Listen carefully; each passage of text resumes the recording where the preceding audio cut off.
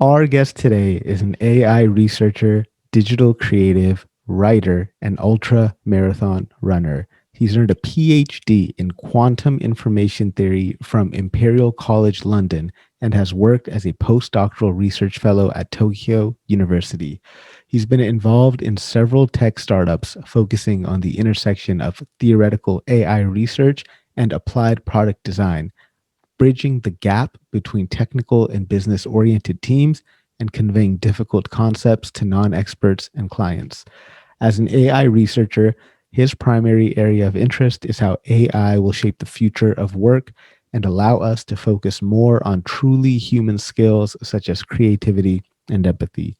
He views himself first and foremost as a creator, whether that's writing, code, or companies. Another creative outlet of his is music, through which he creates drum and bass and experimental music and integrates AI into the production and performance process.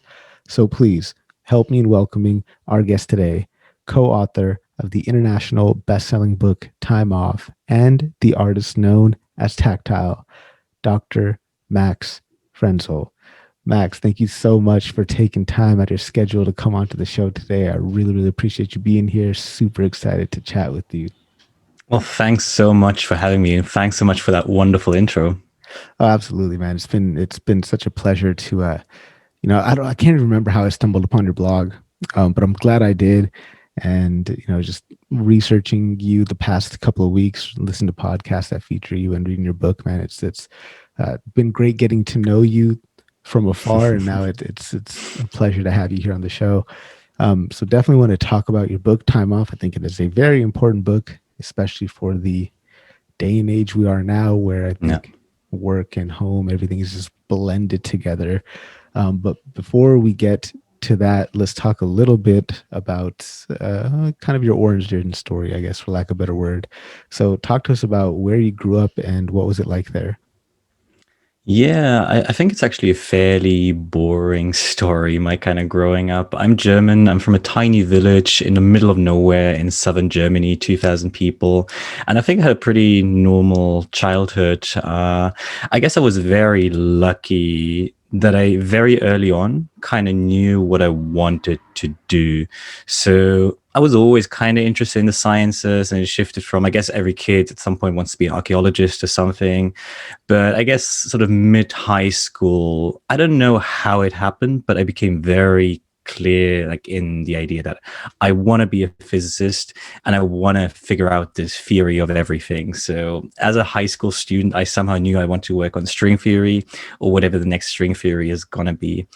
And that then set me to kind of look beyond my tiny little village, because it's not the best place to do amazing physics. And I just looked, what are the best places in the world to do physics? Initially, my dream was to go to Cambridge University. I applied as well, but I also thought, hey, if I'm already applying to UK university, I don't know if you're familiar with the system there, but it basically, you can choose several universities and automatically sends it to all of those.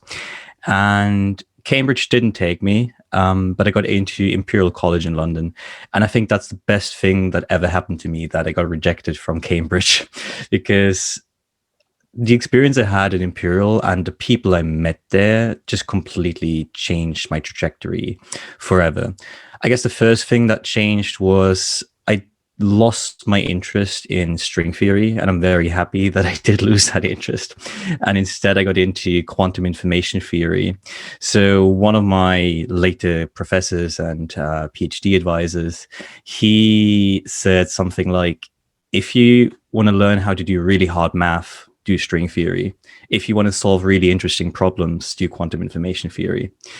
And I don't want to kind of harp on like how much of a dead end string theory might be, but I'm very, very happy that I went into the quantum information direction, and also just the group I was working with at Imperial College in London. A lot of what later led me to, well, A, go into AI, B, write the book Time Off and all of the stuff around it, came through my experience at Imperial College. My professors, Terry Rudolph and David Jennings, they were more good buddies than PhD advisors or professors. And they just gave me all the freedom I wanted. Basically, for my PhD, I had a 3-4 year deadline, and what I did in between was completely up to me. They were there if I wanted to talk to them and if I wanted or needed help, but otherwise, I could literally disappear from the country for weeks without asking anyone for permission. I actually came to Japan during that time, first for a 3 month period, then for 1 month postdoctoral position, even before finishing my PhD. But the administration in London had no idea that I wasn't in London the whole time. So it was just kind of my team, my group saying, yeah, sure, do whatever. We trust you to get good results out of this, so go ahead. And during that time, I didn't realize it at the time, but I worked very little actually. Like I maybe worked effectively 4 hours a day. And I did a lot of other things. I got into ultra running, which takes a lot of training. I started a company on the side doing a smart cooking app, AI based or AI powered cooking app essentially, which was a lot of fun. Financially didn't really go anywhere, but I learned a lot. And I had a lot of time to just read widely, meditate every day, do random creative projects. And only afterwards, when I left academia, so I got a little bit bored is the wrong word, but I wanted to apply my skills to something more applied. What I did during my PhD was very theoretical, very mathematical, and very much removed from reality in a way. Like all the applications are maybe 20, 30 years out or something. Because I had some startup exposure and some entrepreneurial exposure, I really knew that's the direction I want to take. And the best place to use my math skills just seemed like AI. So I was, while I was still at Tokyo University, approached by a few startups here in Tokyo, and I decided to join one of those. But then over time, I was very happy initially, but I realized I'm getting more and more sucked into this kind of startup hustle and grind and busyness. Well, actually, I should say I didn't notice it until I really took some time off. And I took this 10-day holiday on slow trains through rural Japan. And one of those days, I was just sitting there staring out at the mountains, and ideas just came to me. And I hadn't experienced that in a while since I joined the startup world. And that moment, it really hit me. Hey, I've never felt at the same time more busy, but also less productive and less creative. And that's when I realized something is wrong. It didn't used to be that way when I was still doing my PhD. So that got me thinking of, what changed, and also realizing how important time off is, and how, like, what an ideal lifestyle without even knowing it I had during my PhD days. And that sort of set me off on the rest of my trajectory. And your PhD is pretty interesting. You're studying, if I recall correctly, like how to build engines inside of atoms, essentially, kind of. Yeah, so the Huh. very big topic I was, or the direction kind of research like theme I was looking into was quantum information theory. And most people probably know that best for quantum computing or quantum cryptography. But there's another subset of that, which was what I was looking into, which is quantum thermodynamics. And thermodynamics is essentially the study of how do you convert heat into useful energy. But this looks very strange at the quantum level. And also information energy are actually very intricately linked. It sounds weird, but you can actually run an engine on information. So using information as a fuel, essentially. And we were just studying the properties of how do engines work on that tiniest scale. And yeah, it turns out, theoretically at least, you can build an engine within an atom. An atom is sufficiently complex and has enough energy levels that you can actually manipulate it in such a way that it behaves like an engine. Also, I was really interested in the notion of time, because if you think about an engine, or it's in the word thermodynamics, if something is dynamic, right, it needs to change over time. Also, an engine that doesn't move, and movement is some property of time, it just doesn't make sense. So I was interested in how do clocks behave on this tiny level, or like what are the things that even give us time. And if you think about it, think about your watch or something, you need something pointy, you need something that points in a direction if you want to indicate time. So you need something that has a form of asymmetry. And if you want a good timekeeper, you want to have a high level of asymmetry. So asymmetry is almost a resource in that sense. And what we showed is in those quantum engines, the timekeeper that gives this system its clock property, it actually degrades as you produce work. So you have to do additional things to stabilize and kind of preserve that asymmetry, because otherwise it's like your pointer on your watch slowly moves from this really pointy thing into almost a round disc in the center, which is completely pointless as a timekeeper. So it's like a very intricate kind of meshing between time and work, right? That you kind of can't Absolutely. have one without the other. So like, give us a brief history of this, because I mean, how about a brief history of work, right? Because there was a time when there wasn't time, and then there was time. So what happened? How did work create time, or did time create work? Like chicken or egg, man? How did this happen? Yeah, totally. And it's so funny also. I just realized that now, like how things come back to me, because of course there's a work and the time relation in physics, but then there's also the work and time relation, which I'm now studying with the idea of time off. So that's quite funny. Um, from the more physics perspective, I actually kind of feel a bit unqualified now after so many years out of my PhD. I mean, it's been, I don't know, 5 years, but still I forget quite easily. So I don't want to give like a very, very faulty idea of all this, but it's a really interesting history. So if people are interested in that, I'd highly recommend checking that out. I guess it all started with sort of the steam engines of the Industrial Revolution. That's when thermodynamics really became a thing and a science. And then now it evolved into this quantum thermodynamics, and a lot of cool things are coming out of it.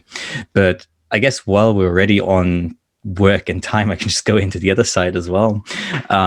Because, yeah, as you said, there was kind of a time where there wasn't time, which because we as humans weren't really conscious of time in a way, and work looked very different as well.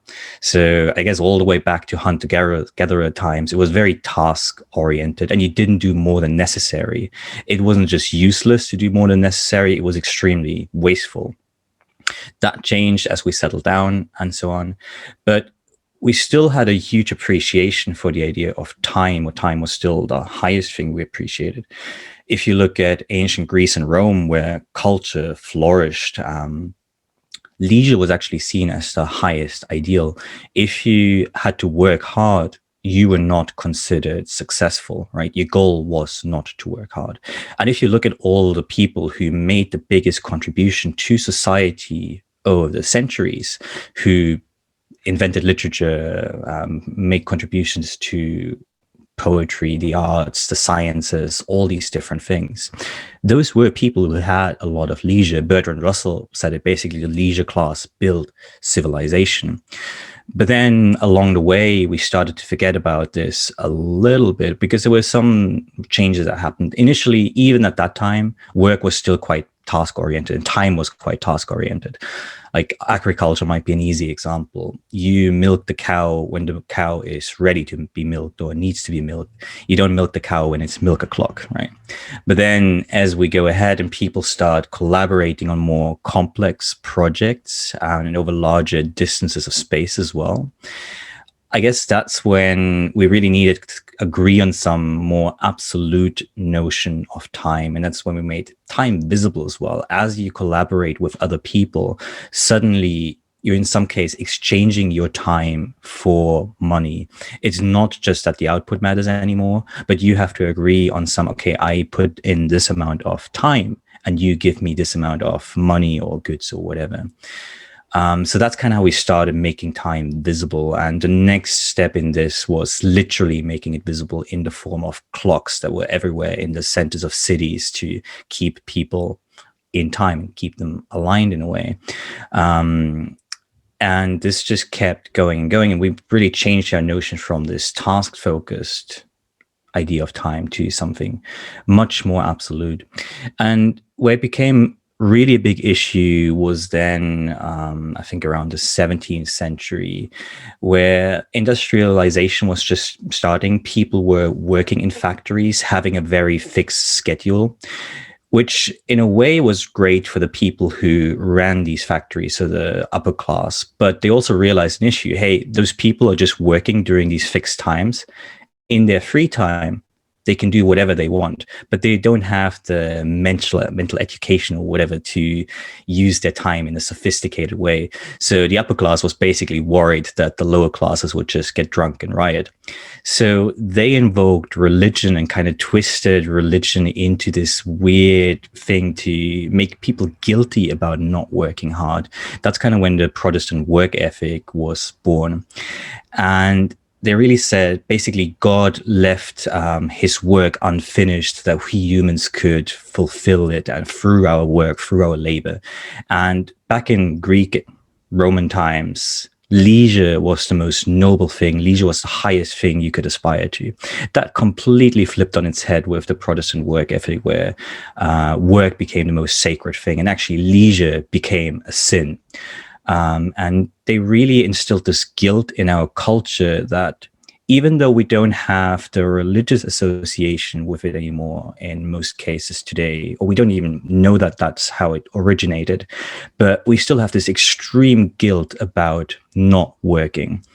Right. And I think that's one of the things my co-author John and I, with our book Time Off, really want to change in people, because it is hurting us. It's a book called Time Off, and it is a book about the importance of time off, but it's not a book about being lazy. It's actually a book about being your most productive and creative self. But to do that, you need to take time off as seriously as you do your work. It's so crazy, man. Like all throughout history, a lot of the people who have made these massive contributions, they have this thing in common where it's, Yeah. just a few hours a day. I was actually just listening to an episode of Daily Stoic on YouTube, and Ryan Holiday's talking about how he writes books, and it's just from 8 to 11:30, and he's done, and that's a good day's work, man. And I mean, nowadays it's hard because not only are we stuck at home, what used to be my sanctuary, my place where I would sit and contemplate and write, now becomes my work space, and now my visible time has become making sure that the little icon on Microsoft Teams stays green. Like, uh, what would Aristotle have to say about this, the way we're working in modern society? Yeah. It's great that you bring up Aristotle, because I mentioned ancient Greece and Rome, but he was maybe one of the central figures there related to leisure and to rest and time off. So he had this concept he called noble leisure. And a lot of times today, I guess people think rest and leisure are the same thing, but to him, they would have been complete opposites, actually. So he had this three-level hierarchy where at the very bottom is rest. Rest basically always asks the question, rest for what? And the answer is usually, well, rest to do more work. And that's okay. Sometimes you just need to rest to then be refreshed for whatever else you want to do. Then in the middle of this hierarchy sits work, which is necessary, but that's about it. It serves the utilitarian purpose, right? Ultimately, this work supports what's at the highest level of this hierarchy which is noble leisure. And noble leisure is really defined through something that brings you meaning. So Aristotle had his own answers to what that would be, but I think today each of us has to find their own form of noble leisure. We really have to ask ourselves, what in my life brings me meaning and joy? And that's this idea of noble leisure. To Aristotle, all the philosophizing he did, all the contributions he made to science, these were largely noble leisure. And because he approached them in that way, and because they filled his life with meaning, he was deeply passionate about them, and he also made huge contributions in those fields. And his output was immense. I think today what we're often confusing is busyness and productivity. So you mentioned visible time or visible busyness as well. I think today a lot of us are just performing visible busyness rather than actually being productive. Like, there's so many examples, and it's changed now because when most of us are not in an office setting anymore, what visible busyness there looks like there is quite different from what it looks in a remote setting.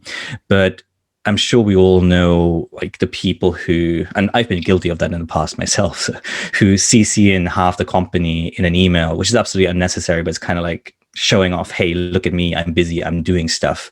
You're actually wasting a lot of people's time, including your own, but you're giving off this sign to other people, look at me, I'm busy, so I must be accomplished, I must be doing something valuable. Same with Slack. I've got this kind of love-hate relationship with Slack. There's so much visible busyness on Slack, and very, very few people use it effectively. I think Slack's tagline, I don't know if that's still the case, but it used to be where work happens. And I kind of want to question a little bit, what kind of work is it? Is it busy work, or is it actually valuable, deep work? So I don't know if that answered your question, but I think the key thing I would sort of, it's not what Aristotle said because he wasn't exactly thinking in these terms, but I would like to encourage people to think where they're just performing visible busyness rather than where they're productive. Also, one thing that Aristotle said, if you're always busy working, you never have the time for deep contemplation, which means you never have the time to make the big contributions to society, the big contributions to science, to big contributions to the arts. So it is really kind of a matter of shallow versus deep work. And a lot of the stuff that's actually valuable, like contemplation, like letting ideas incubate, it doesn't look like you're actually doing something. And because it looks easy or it doesn't look like anything at all, we undervalue it. It's again this guilt that comes back. Anything that doesn't look hard, we feel bad about doing it, even though it's exactly these things that we really need to do and that we really should double down on. Yeah, I love how you talk about the distinction between busyness and productivity. And like you talk about it fairly early on in the book that, you know, productivity doesn't just mean work output. There's other aspects of your life that can be counted as productivity. Totally. So I guess, I mean, if you can walk us through how this concept of productivity has changed since the ancient days, right? Like how would a person in ancient Greece or ancient Rome, how would they have measured their productivity if they measured it at all? And, you know, how do we get back to that old definition? Do you think it's possible for us to get back to that old definition? It's a good question, actually, how they would have measured it. I never really thought about it that explicitly. I'd be curious to see if there is research in it, but just from kind of thinking what they valued, I totally agree. Their definition of productivity was probably much broader than what we consider productive today. Like we have such a narrow definition of productivity today. Even I think in a lot of cases, we're still just confusing busyness with productivity, but let's assume we actually focus on true productivity. Even then, I think our definition is very narrow and often tied, I guess, to the monetary value you create and also the monetary value that's very, very obviously visible.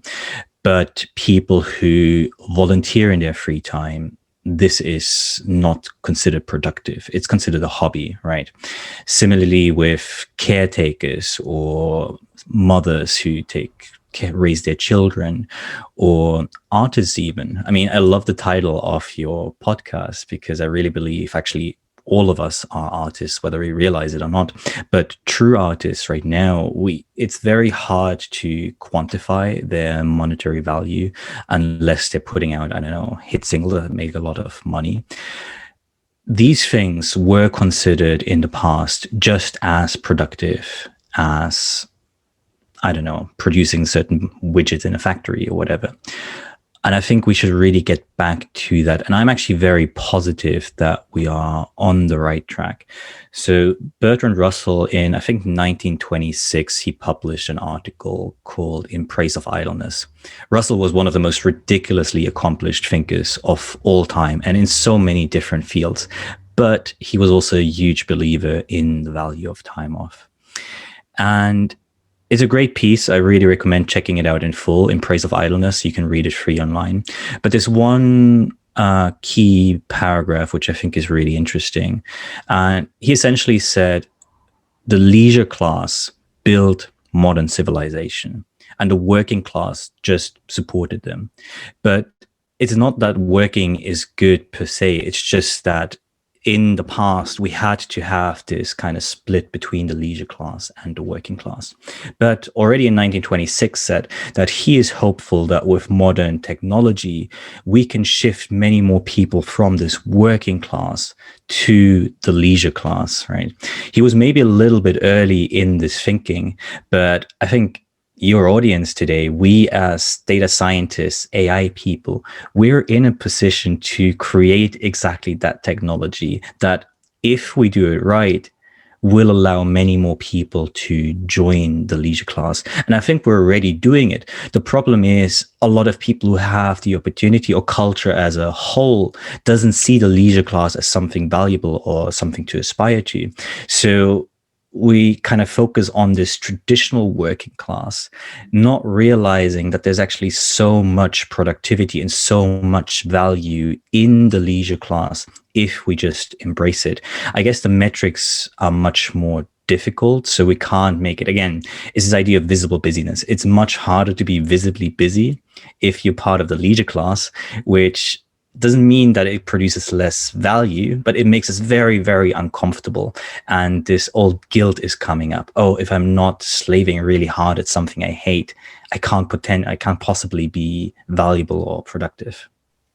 I guess that's kind of like knowledge work is different than I think most other types of work, right? Yeah. Because there's been countless days where I will just step away for an hour and a half. And, actually, I made this case at my current job when I first got hired. I told my boss, I was like, dude, I take an hour and a half every day at lunch. I might not be in the office the entire time, but you need to rest assured that I'm still working on your problems, even when I don't want to be working on your problems. They're just back here getting solved.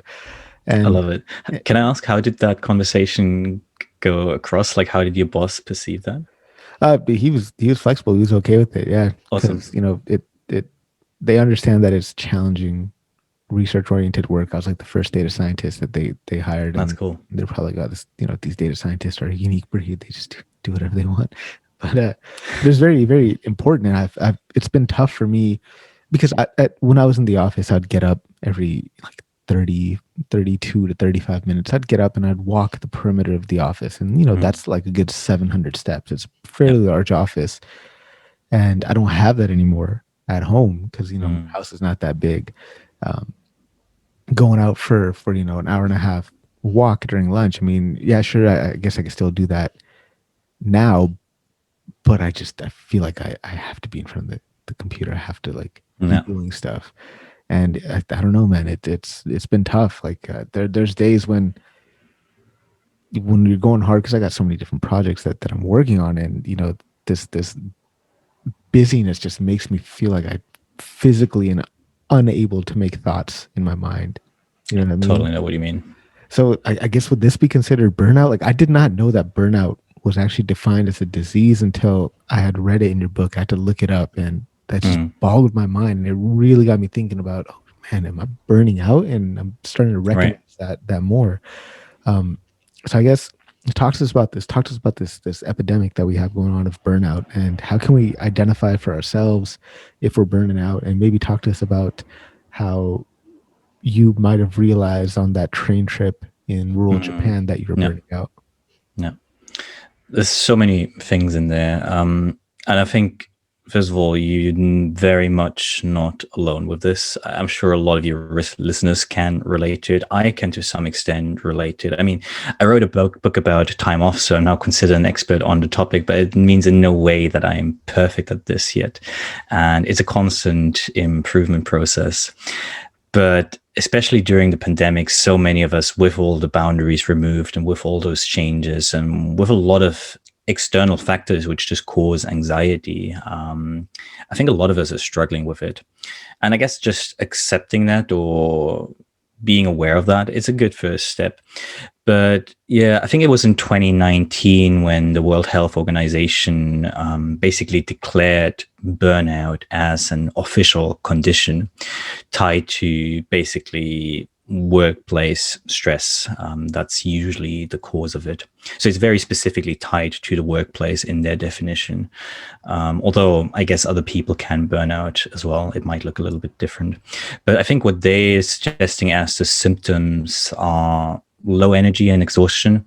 Also, you often become quite cynical about your job and your productivity levels just drop. You find it very hard to focus.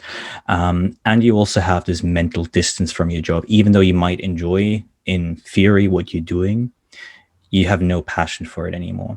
So I think that's more the official, their definition, their symptoms. I think also something that's quite common with burnout is that you're still getting the big stuff done. You're still getting the important stuff done. You're kind of this high functioning workaholic. Whereas all the little simple daily tasks suddenly become so difficult. It might just be, I don't know, going grocery shopping or mailing a letter or whatever.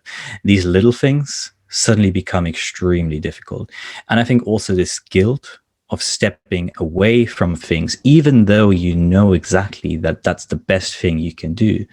But this guilt becomes even stronger and kind of prevents you from doing it. So I think burnout is not a point where you can say, okay, now I'm burned out. It's really a continuous spectrum, and we're all somewhere along that spectrum. Probably a lot of us right now are shifted more towards the bad side of it. But yeah, it's really a continuum. And one of the concepts that we have in the book that's really central to the book is the idea of a rest ethic. So, as you said, kind of all these things are suddenly removed, all these patterns you had, all these boundaries. And a lot of us now are just hoping that time off and leisure just materializes in the empty spaces. But that's really not the case. And that's why we call this idea a rest ethic. It's something you need to consciously do, and it's something that you need to build and you need to refine, just like you would build a work ethic. So one comparison that we really like is the inhale and exhale comparison. Your work ethic is essentially like an inhale. It's where you go down your task list. It's where you execute on projects. It's where you get all this active stuff done. But if you keep inhaling forever, you're going to run into a problem very, very soon. And a lot of us are stuck on this inhale.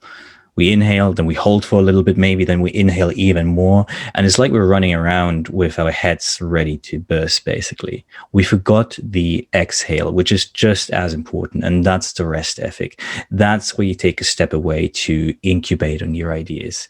That's where you kind of see the bigger picture. I mean, most knowledge work is creative work, and creative work is really about connecting the distant dots. But if you're always directly in the problem, you're never even going to see those distant dots, let alone connect them. So the rest ethic prepares you for then the next cycle of your work ethic. And it's really all about finding this balance.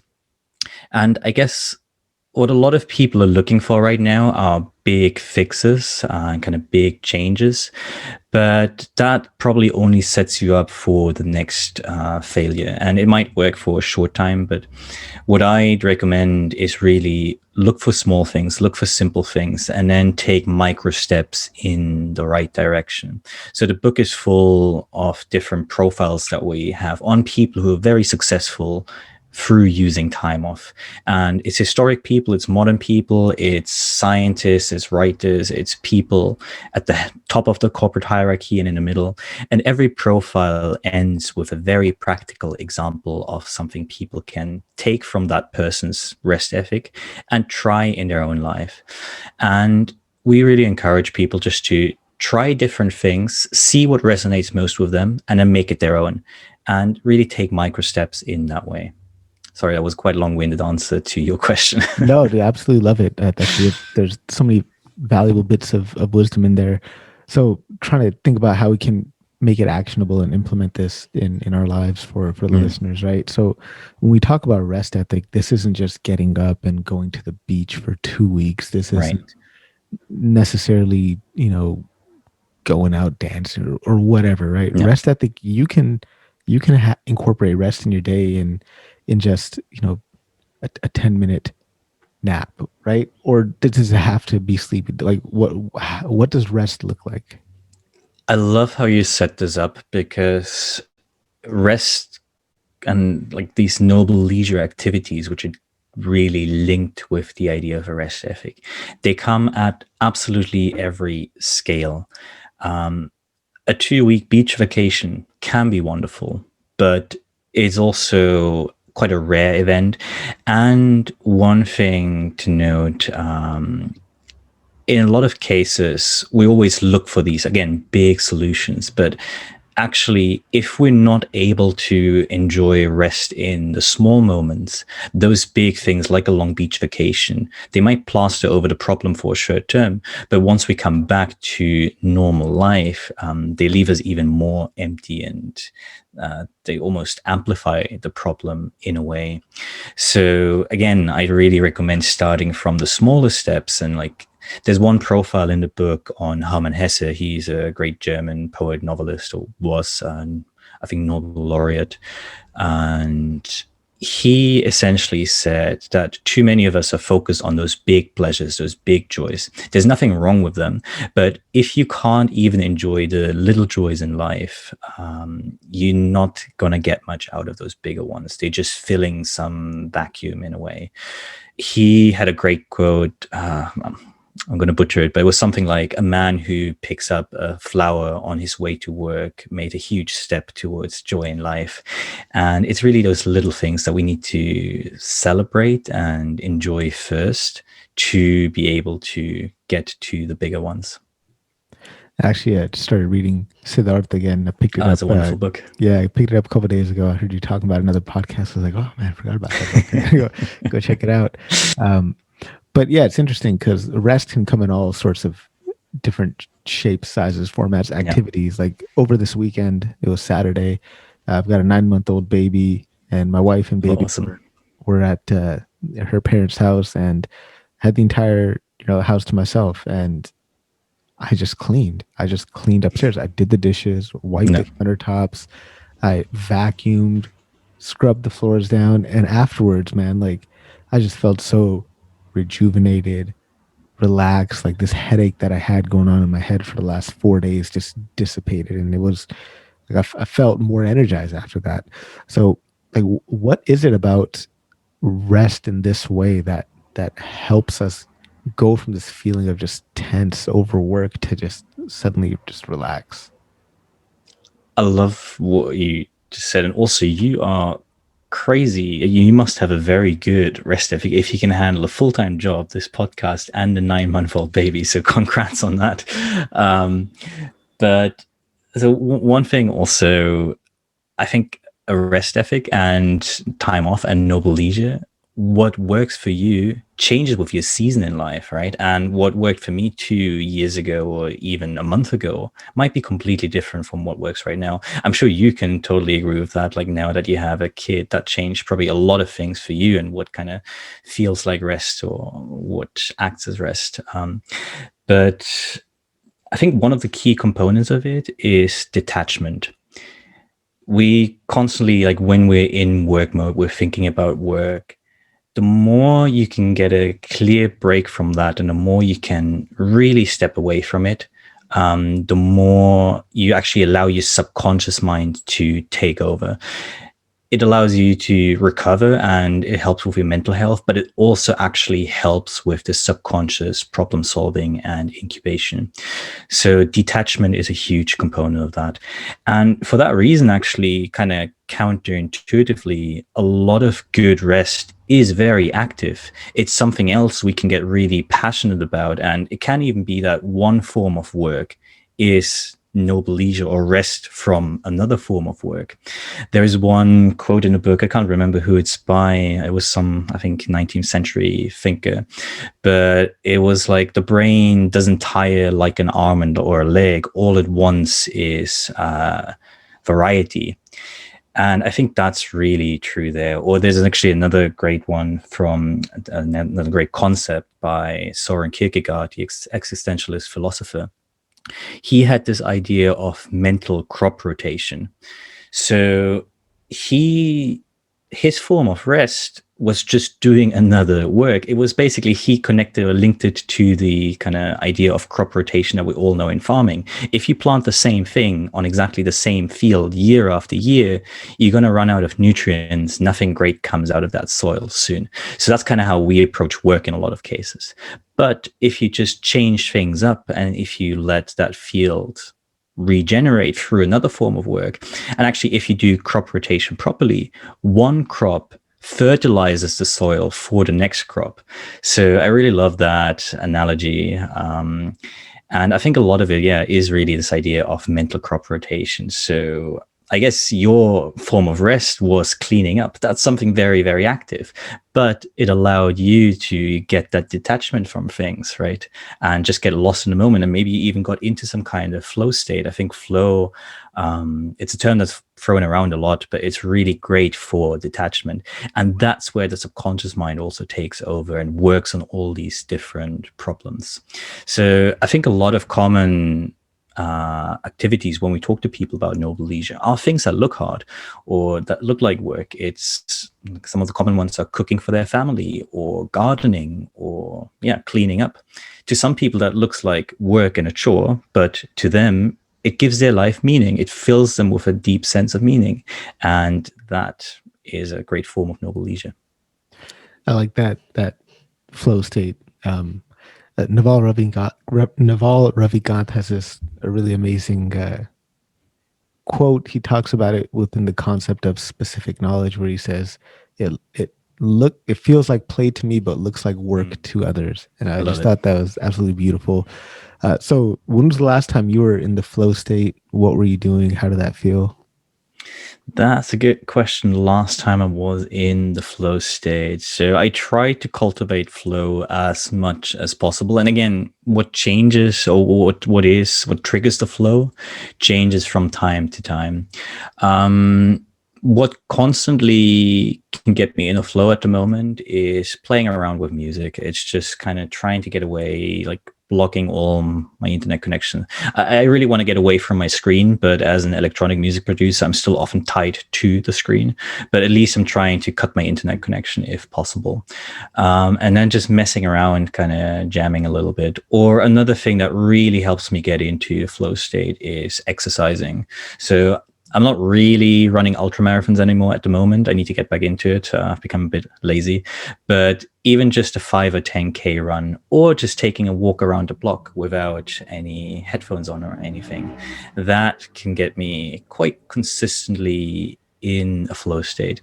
But I think what actually more longer term was the most effective thing was, again, sort of weirdly, writing this book. It was a ton of work. We put hundreds of hours into it. But I think because it filled me with such a sense of purpose and such a sense of meaning, when I sat down to work on the book, suddenly 5 hours were gone and it's like, whoa, what happened? And even though I put a lot of energy into it, I got so much more energy out of it. And again, I think that's a really key of noble leisure. These things energize you, even though you put a lot of energy into that. So yeah, those are some things that come to mind for me, but it really changes from season to season. And it's constant evolution. How about you? What recently got you into a flow state? I was talking to my wife about this actually. This last weekend, I was doing a take home challenge for this job that I was applying for. Eventually, got rejected, but I was just in it for like hours and hours, and time just flew by, and it was hard. It was effortful, but I went back upstairs, and I was more awake than when I had woken up earlier that morning. You know what I mean? I was just reinvigorated, No, totally. rejuvenated. And I was trying to tell her, I was like, just it looks like work to you, but it Yeah. does genuinely feel like play to me. Like I really enjoy doing this. No. But then uh, it's a double-edged sword, I guess, because sometimes that exact same work will have me just pounding my head against the Yeah, screen, totally. and like I just can't think. I just cannot think through this thing until I get up and walk away. Exactly. And I think there, again, rest ethic is something that we need to work on, that we need to cultivate. Knowing when it's time to make that step away, and then trusting in the process that will follow and not seeing it as a waste of time. That's probably the most difficult thing about time off, but also the most valuable once you manage to really follow through. And for people listening at home, right? Like, I mean, you might live in an area like I live, where right now it's negative 25 degrees Celsius with 25-mile-per-hour winds, and you can't go on your lunchtime walk like you used to. That's Right. okay. You can do jumping jacks for a couple of minutes, right? You Yeah. can run up and down the stairs, and this is that type of, like, I guess Herman Hesse also called it, or you kind of called it, time off microdosing, I believe. Mm, Yeah, these little just exactly. bits, right? Yeah. Just try to I bake mean, that in. even simpler than that, just put all your things down and stare out the window without getting on the phone and swiping on Instagram or whatever. Just do that for 5 minutes. And actually, I think the more you need time off, the scarier this will feel initially. But just lean into that and hopefully get comfortable with it a little bit. And that can give you such a big reset. It's really amazing. And speaking of you were talking about screen time earlier with respect to your music, I was listening to your stuff over the weekend while I Thanks. was writing the questions down and doing the intro. I love that stuff. There's what's it called? Drobo? Dorobo, it means Dorobo, yeah. thief in Japanese. Thief. Yeah. Ah, nice. Yeah, I like that. That's probably my favorite track. I'll definitely be linking to your Spotify page in the Thanks. show Yeah, I notes. really want to get back into music with the book and everything. Music has become a little bit. I've just not put as much time into it as I want, but that's one of the big things I want to get back into. And actually, I did do some projects in the past where I combined AI with music. It was actually my full-time job for a while as well, but I really want to focus on that a bit more again. And another interest of mine is just biohacking and biodata. So the goal is in the near future to combine those two, biodata with music production. That's one thing I'm kind of passionate about it right now. That's interesting, right? It could be you got your ring or your watch, and you're running. Then all of a sudden, the BPM start ramping up as you're running. Is that kind of what you're thinking about, or? Totally. So Yeah, there's many different directions. There's a really cool company called Endel, Endel.io. They link to your watch basically, and they in real time take your heart rate data, heart rate variability, all those different things, and generate soundscapes based specifically on that help you focus, relax, or various different other things. So I'm also a big fan of the Aura Ring. I see you've got one as well, and I've been in touch with them. And there's some interesting ideas floating around. I'd be curious just to turn my sleep data into songs. So can I make algorithmic music compositions that take all the different data I have? And there's a lot of data if you look under the hood, not just what Aura presents in the app, but way more. And can I essentially create algorithms that take this as an input and generate one unique track per day for me? So it's more a fun project. There's no particular goal. I don't even want the songs to necessarily represent did I have a very restful night or not. That could be cool, but it's not necessary. Just using that data as an input to then trigger an algorithm that creates a unique song. So that's something I'm curious about right now. that's absolutely amazing, man. That project sounds like something I'd absolutely have a fun time with, and like a company that does that. Oh my god, it's like my dream company. So talk about getting. We'll get back into the book. Definitely want to get into creativity and do a deep dive on that. But before we do that, since we're on the topic of music and AI, how does this work? How are you integrating AI into music? Are you just like taking like statistical samples of different beats that are out there, and putting them together, or how does this work? such a huge area and there's so many different things around that. So maybe back to my origin story, kind of.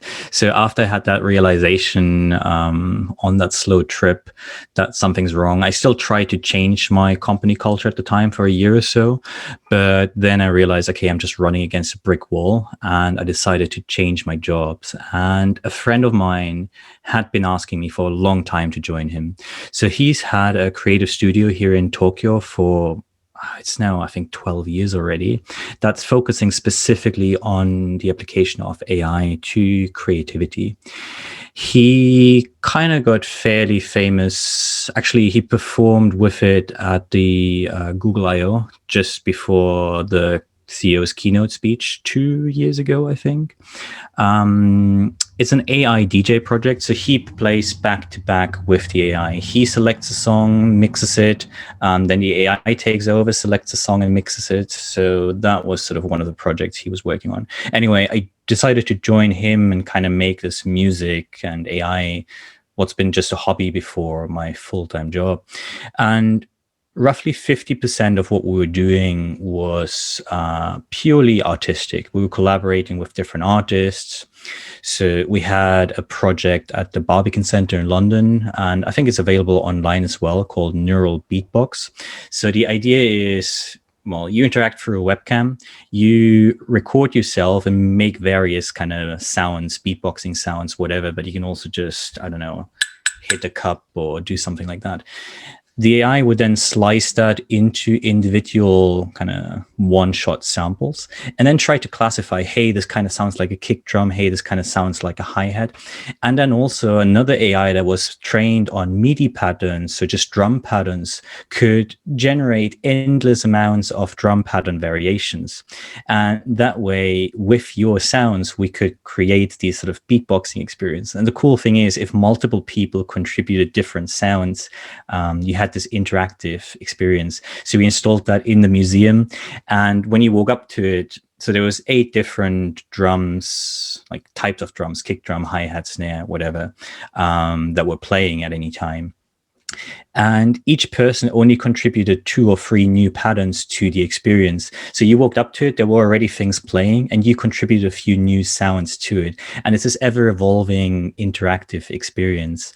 So that was a really interesting thing. My friend, he also collaborated with Israel Galvan. He's a really famous tap dancer, and they made an experience where essentially it was a dialogue between the professional dancer and robotic dancers, and they had sensors in his shoes, and he would do some movements, some patterns, then the robots would respond to that, but also with a generative component based on deep learning and kind of this MIDI pattern generation.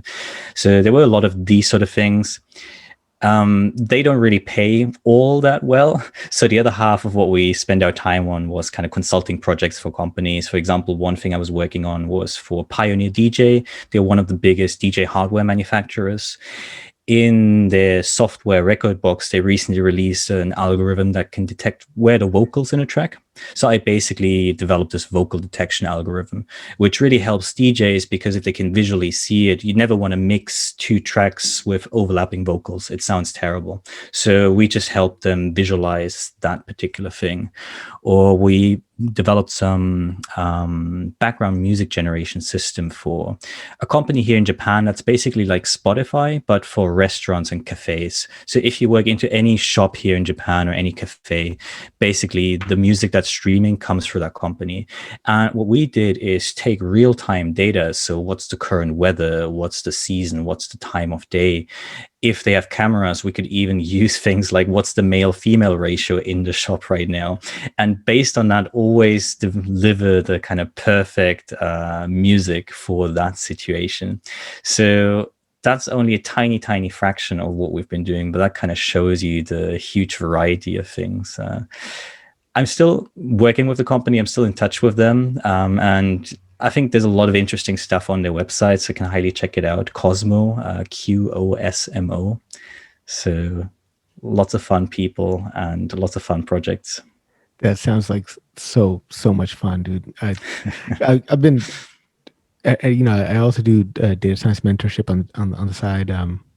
for like multiple nights a week. I hold office hours, but and one of the projects I always tell students to do is go download your Spotify music from Spotify. They've got such a robust API. Pull your music, pull your activity data, and just Yeah. kind of see the impact of your vital statistics on the type of music that you listen to and how those two work together.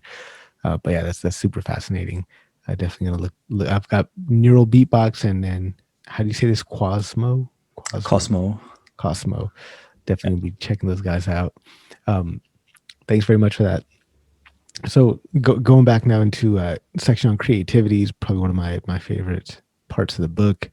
Given the name of the podcast, Artists of Data Science, also very influenced by Seth Godin and Stephen Pressfield. Mm, yeah. You've had a profile on Seth Godin in the book, and I think you've mentioned Stephen Pressfield in the book as well. Yeah. But how do you define creativity in the age of the knowledge worker, right? Because I think when most people think creativity, they think like paintbrush on a canvas or playing Mm. music. But how would you say it's different in the age of the knowledge worker? Yeah, I think that's why I really love the title of your podcast as well. I think everyone is an artist, everyone is a creative. We might not realize it or see it that way, but each of us does something creative. I mean, we were talking earlier a little bit about this automation and AI allowing us to kind of join the leisure class already. But I think we're already at a point where if what you're doing does not contain anything creative, it would have been replaced by some form of automation already.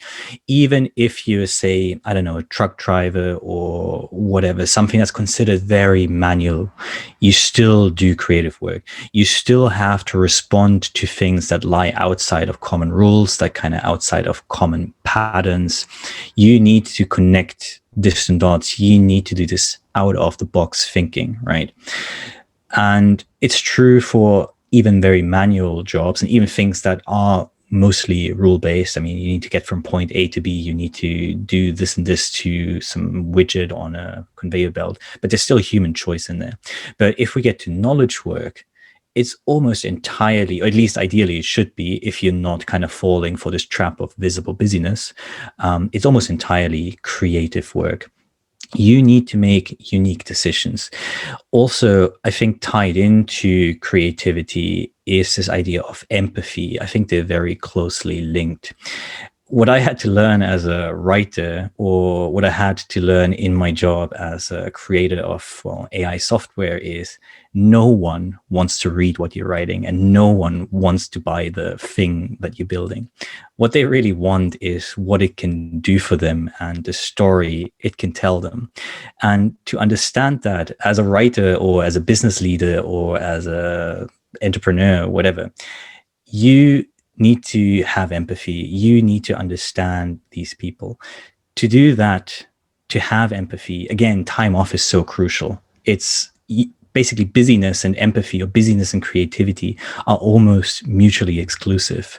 So if you really want to understand people, and if you want to, yeah, be a good writer, be a good leader, be a good fill in the blank, you need this empathy component. But maybe back to the creativity aspect, I think what's really interesting to mention is this idea of the creative process. So Graham Wallace, he was a lot of things. He was one of the founders of the London School of Economics, but he was also really interested in the creative process and just the study of creativity.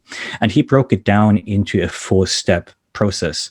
It's over 100 years old now, his ideas, but it's still cited by creativity researchers. We've refined it a little bit, but the core still stands. And essentially, the 4 phases he outlined were preparation, incubation, illumination, and verification. So first you need to sit down and do the hard work. That's the preparation stage, really understanding the problem. But then incubation starts. You need to take the step away, and you need this detachment, and you need to let your subconscious mind take over. Then hopefully illumination will kick in and you have this elusive aha moment. And then finally, you need to actually do the active work again of sitting down, verifying that the idea was actually good. And I almost like to call this stage integration more than verification, because yes, you need to verify, but you also need to integrate it into the bigger picture. And often this then kicks the cycle off again with preparation. But what's key here is that 50% of the creative process, incubation and illumination, are passive in a way. They are the things that happen while you're not consciously working. So, I mean, we keep coming back to the same topic, but it's just so critical that you do take the step away, that you don't buy into this guilt, that you get the detachment, because it is what makes you productive as a creative. It is what makes you productive as a knowledge worker. So I think a change in language, that's something my co John and I really like as well. It's a good tool to get around this guilt. So maybe the next time, you were saying that earlier already, kind of what you talk to your boss with, the next time you take a break, don't think of it as a break, but say you're taking some time to incubate on a new idea, right?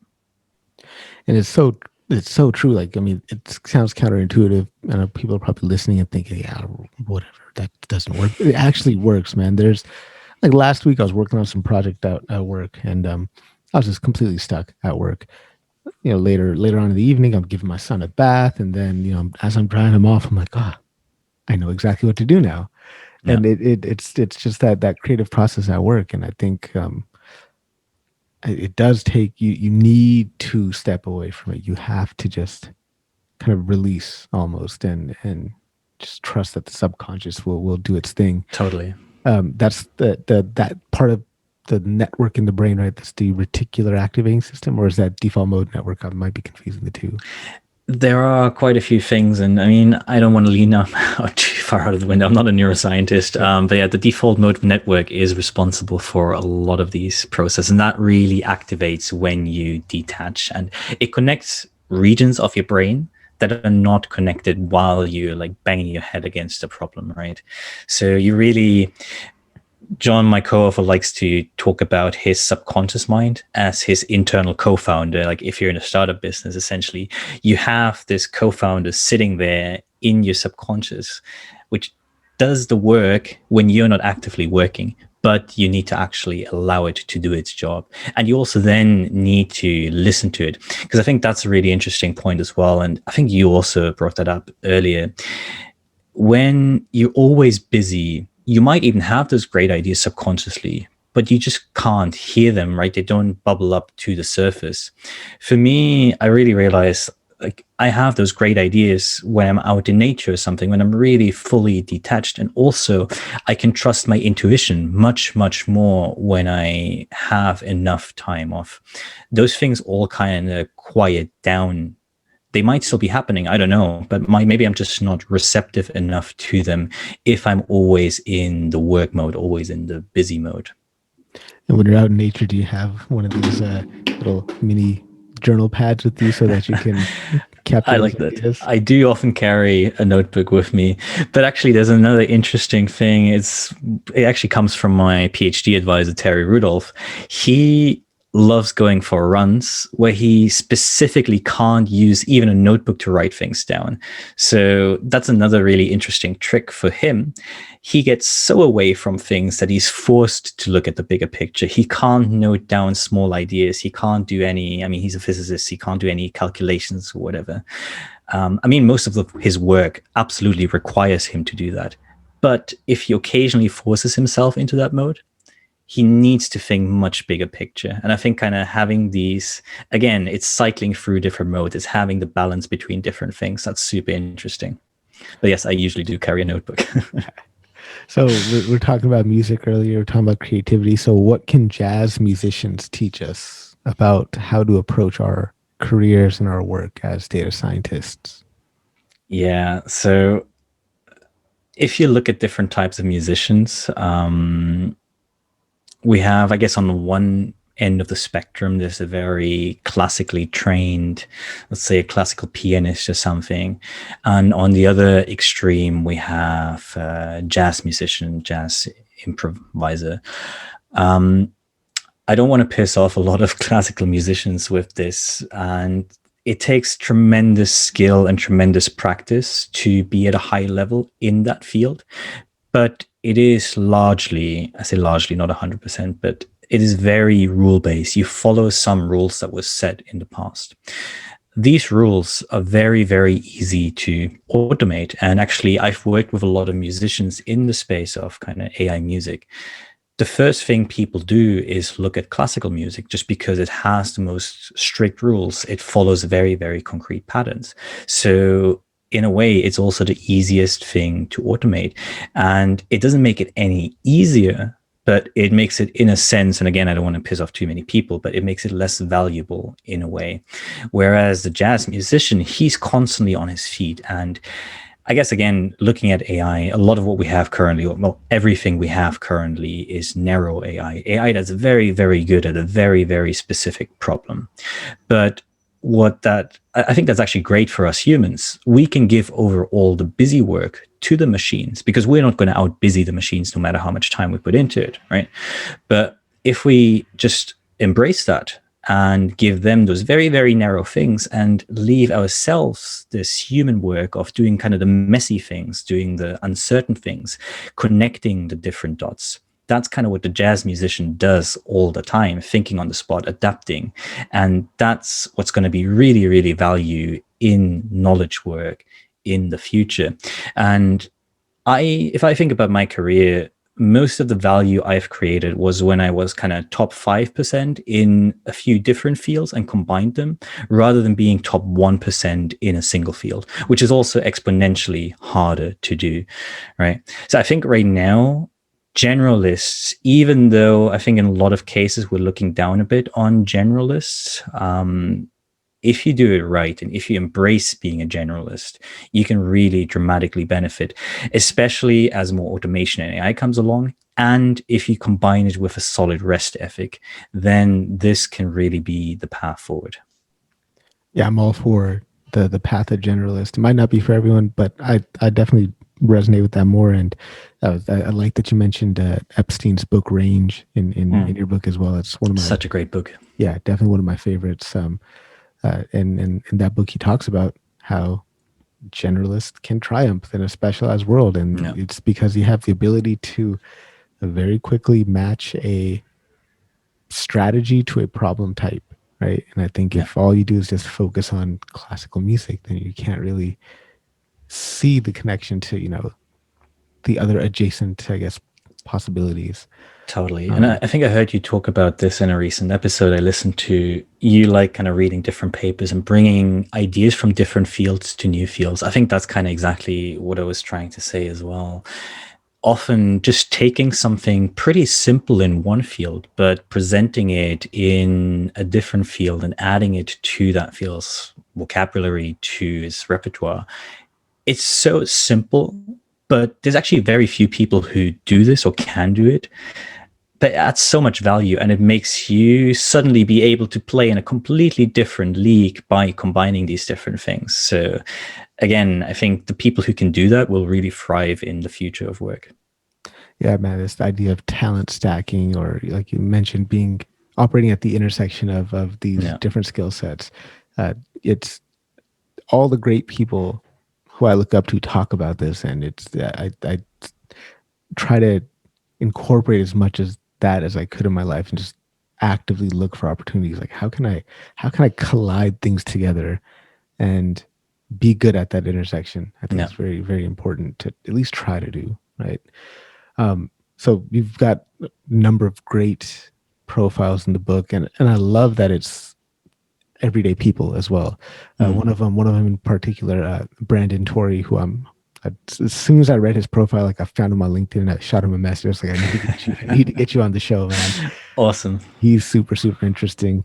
He's got this idea of the multi-dream theory, which I absolutely loved. And I was wondering if you can just kind of quickly describe that for us and how can we implement that in our life?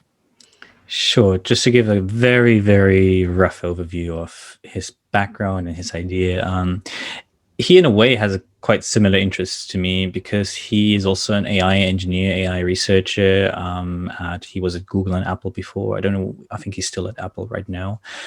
but he's also a professional musician. I think he's mainly a rapper.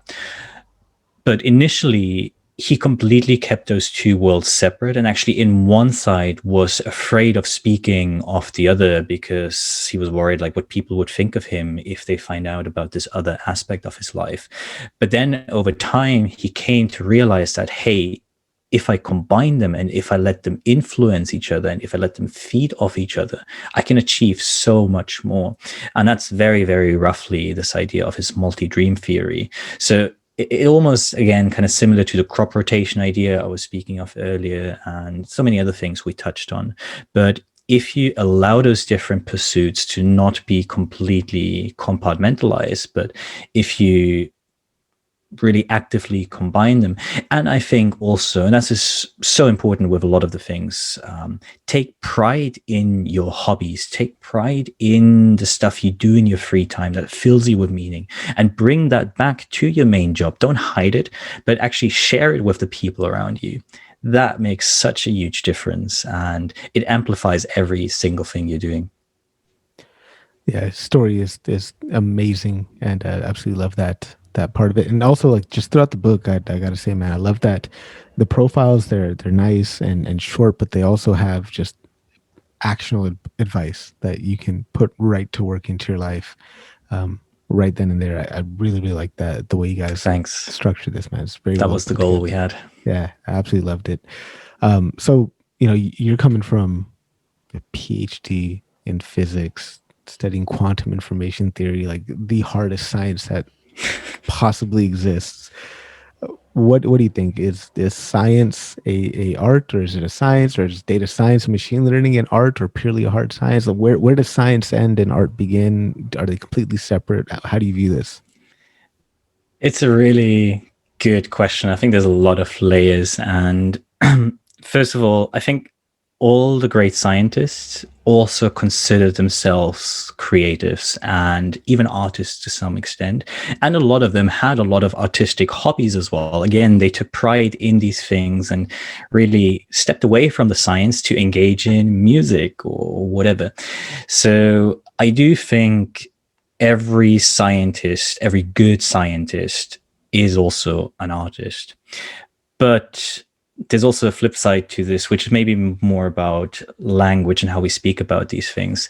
You mentioned Naval Ravikant earlier. He recently had an amazing discussion with Tim Ferriss about this sort of how we perceive science today, and that we mix kind of hard sciences with the social sciences, which in a way are not real sciences. So I think there's a little bit this danger that well, okay, let me take a step back. Yes, scientists are artists, but that doesn't mean that the results they produce don't are not hard science, if that makes sense. I think a lot of the time we've now come to a point where we think science is debatable.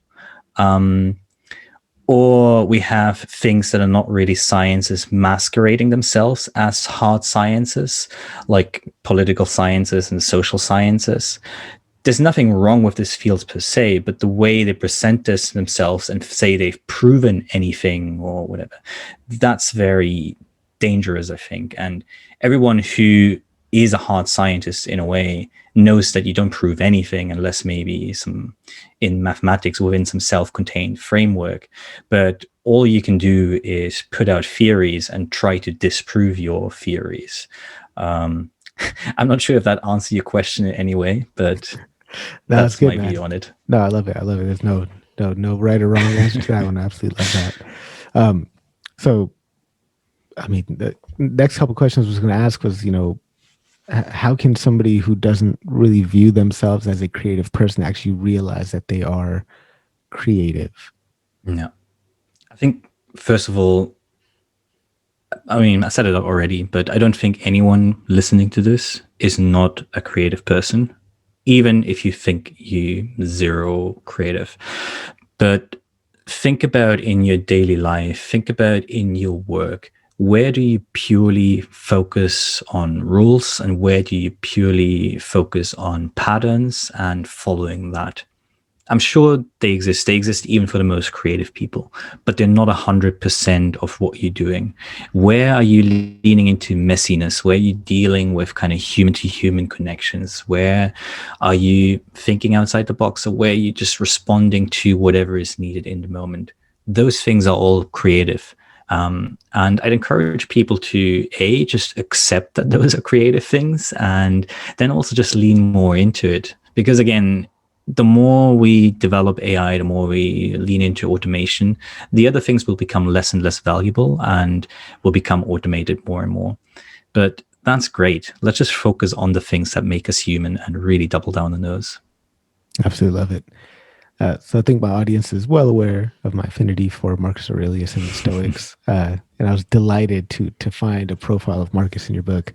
So I'd love to take a kind of a dive into reflection and what the Stoics can teach us about it. So I guess what would you say is the importance of reflection in time off?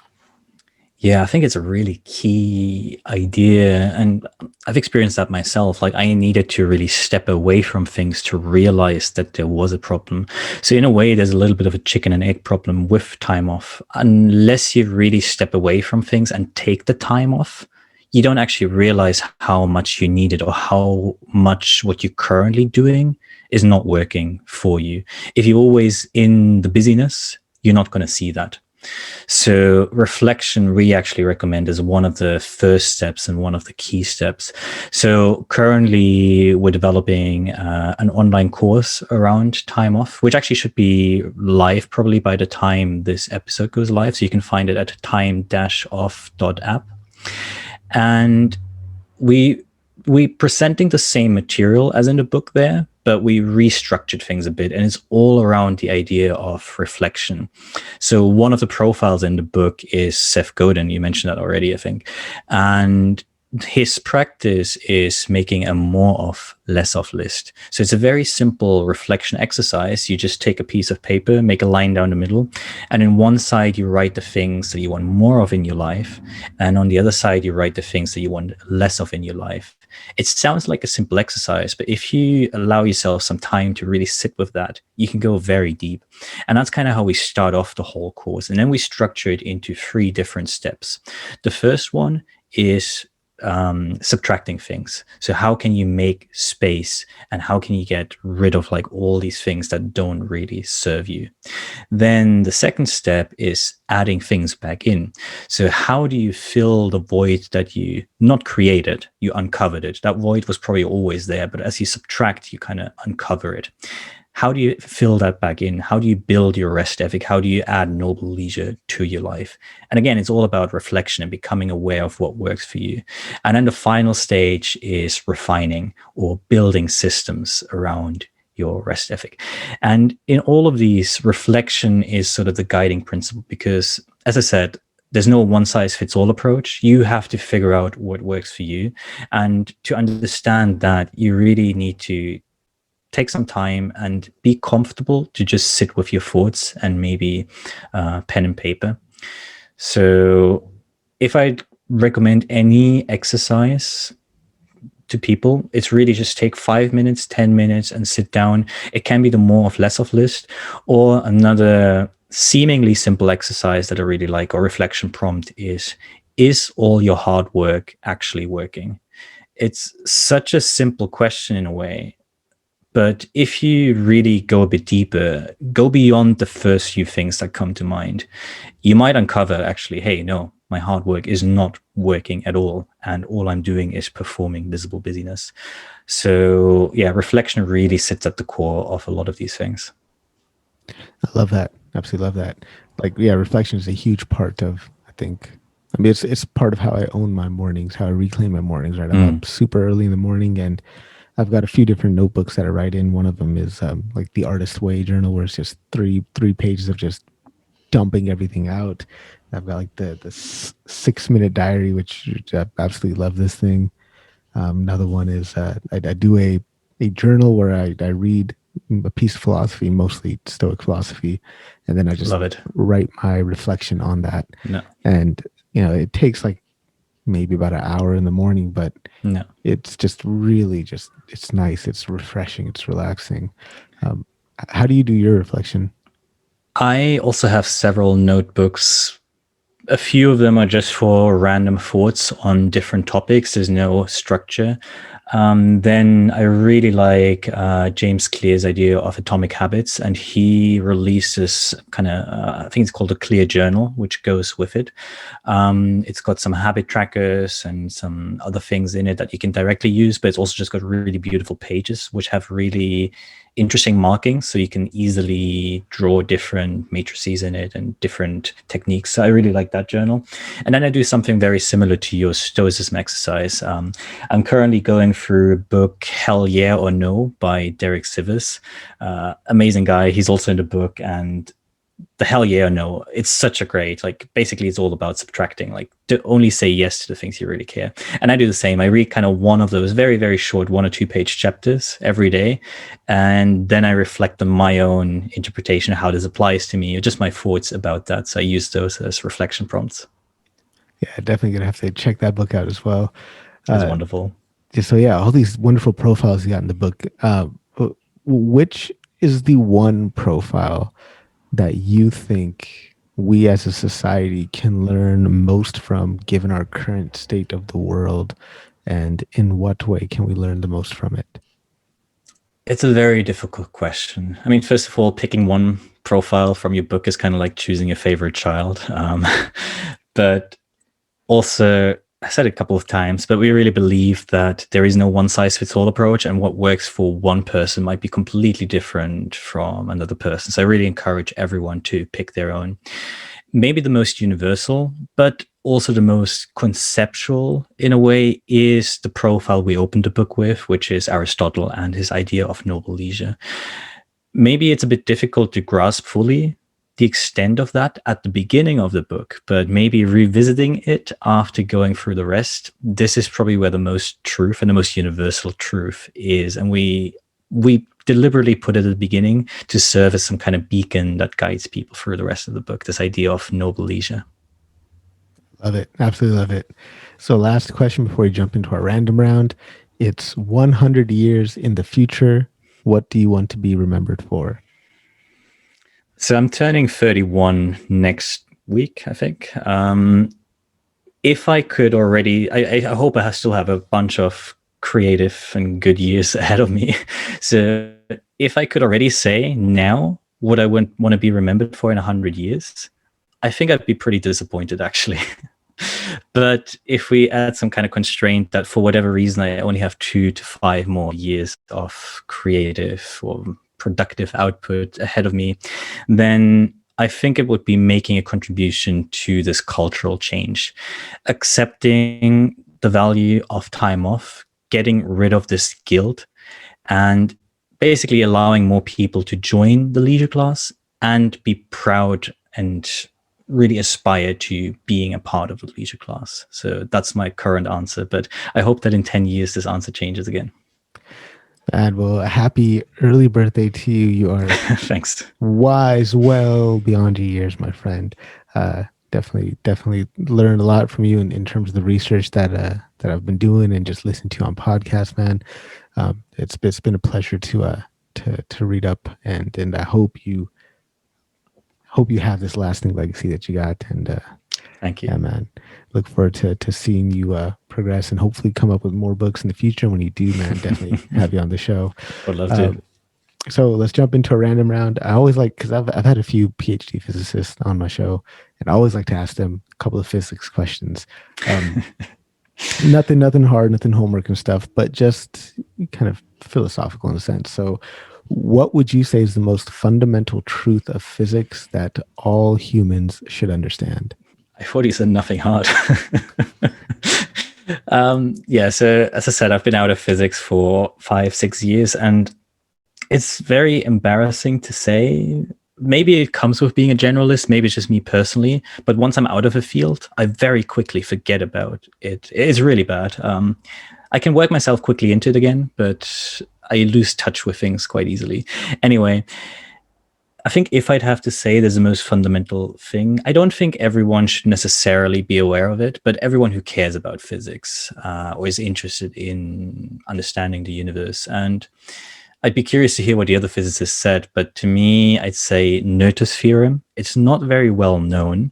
It's spelled Noether, and it's related to symmetry again. So I brought up symmetry earlier, and essentially it says if there is some kind of conserved quantity, there must also be an underlying symmetry somewhere in the universe. It sounds super abstract, and I'm probably butchering it as well, but a good example is the laws of physics don't change if you move the position. So if you change your location in space, the laws of physics are the same. That's a symmetry, right? And you can actually show that this symmetry is linked to or creates conservation of momentum. Similarly, the laws of physics are the same if I look at them now or in a year from now. So we have the symmetry across time. And that law, that symmetry is actually responsible for the conservation of energy. You can't create or destroy energy. And you can even go, so people have used this in the past to find new symmetries. For example, we know that electric charge is a conserved quantity, but we originally didn't know the symmetry behind it. But then people started looking, hey, there is something conserved, so there must be an underlying symmetry. And that allowed us to understand completely new areas of physics. So I'd say Noether's theorem is a really interesting one. But to probably understand it, look it up yourself. My explanation was probably terrible. I absolutely love that. It's very, it sounds elegantly simple, but Yeah. it's probably a lot of crazy math that goes on behind it. But yeah, that's awesome. So when do you think the first video to hit 1 trillion views on YouTube will happen, and what will it be about? I have zero idea. I don't even know. Do you know what's the current top Yeah, viewed video? it was it's Baby Shark, and I think it's got like 8 billion, and it just recently knocked off Despacito. Yeah, I guess it's some kind of bizarre music video with a lot of cute animals, and this could be a really interesting data science project, actually. What weird things do you need to put into a video to hit 1 trillion views? So, in your opinion, what do most people think within the first few seconds when they meet you for the first time? Ah, God, that completely depends on what context people meet me, I guess, or how many drinks I had. I guess my accent is pretty difficult to place. I've heard from people. Like, I'm German, but I lived a lot of time in the UK, now in Japan. I've heard anything from Irish to South African to, I don't know. So maybe kind of guessing where I'm from. That's an easy one. Do you think you have to achieve something in order to be worth something? This is a tricky question. First of all, the answer is definitely no. I believe you don't. Or maybe put another way, achievement, you need to define that for yourself. So, like, what other people define as achieve is completely irrelevant. But I find it much easier to tell that other people than to tell it to myself. That's why I'm saying it's a bit of a tricky question sometimes. I guess most people know that, at least kind of driven people. It's easier to tell this to others than to tell it to yourself. So that's still a work in progress for me as well. It always is, man. It always is. What are you currently reading? I always read fiction and nonfiction. So my mornings, I always get up, I make a coffee, and then I sit down for an hour to read nonfiction and take extensive notes. And in the evening, kind of the opposite, I switch off my screens and I read fiction.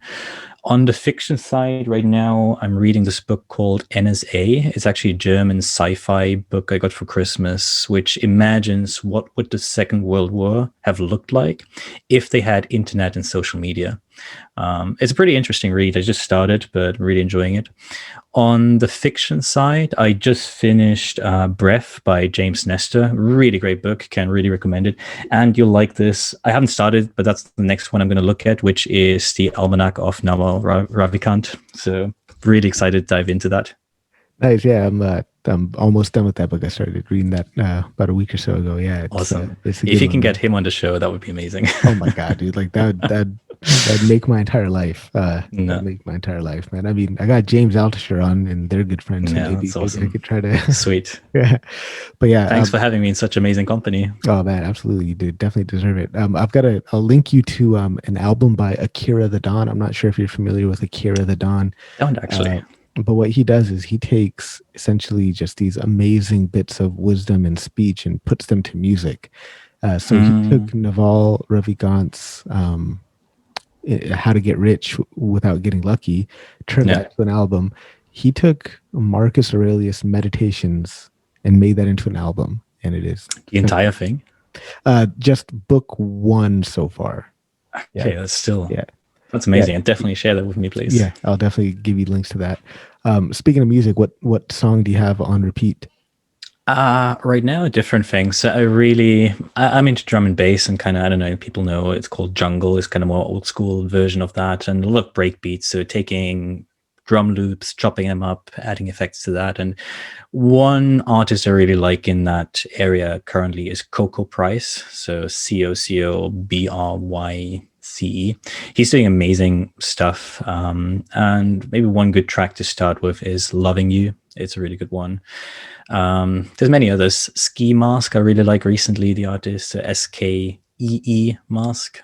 Really good experimental with breakbeats, that kind of thing.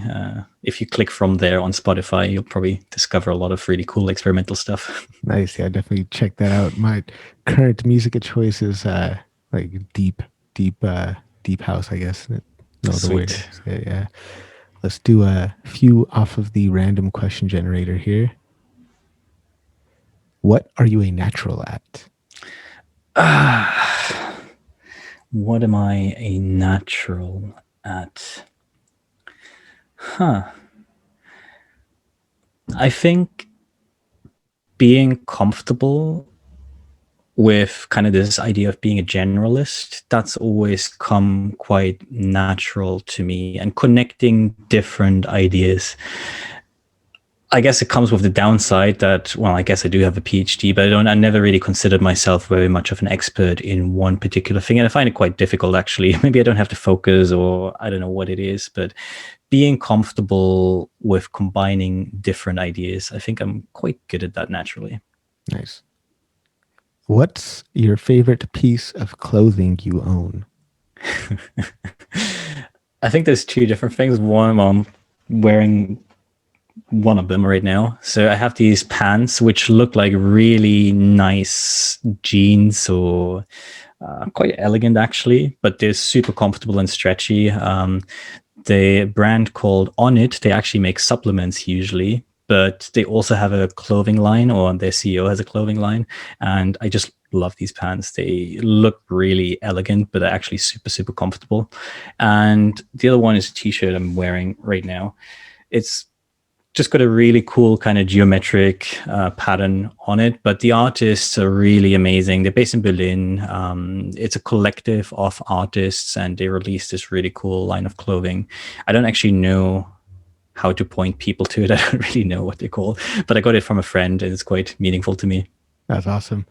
Do the last one here. What are you interested in that most people haven't heard of?